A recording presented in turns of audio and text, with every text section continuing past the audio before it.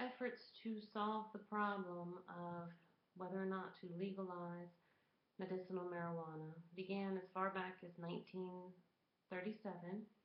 Congress passed the Marijuana Tax Act, which effectively criminalized marijuana. In 1952, 1956, the Boggs Act, the Narcotics Control Act, were both federal laws which set mandatory sentences for drug-related offenses, including marijuana.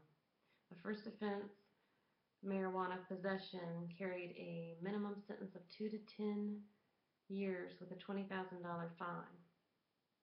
Conservative parents groups soon began lobbying for stricter regulation of marijuana and the prevention of drug use by teenagers. Some of these groups had the support of the DEA and the National Institute of Drug Abuse, and eventually led to the 1980s War on Drugs.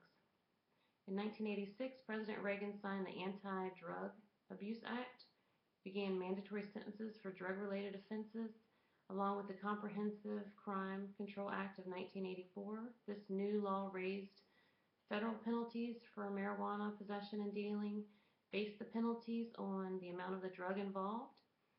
Possession of 100 marijuana plants received the same penalty as possession of 100 grams of heroin. President Bush declared a new war on drugs in 1989.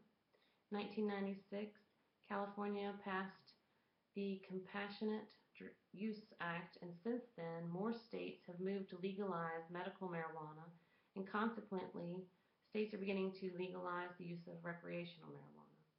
Over time, law enforcement, parents, and medical professionals have created various clubs and organizations on the state and national levels to argue against the legalization of medical and recreational marijuana.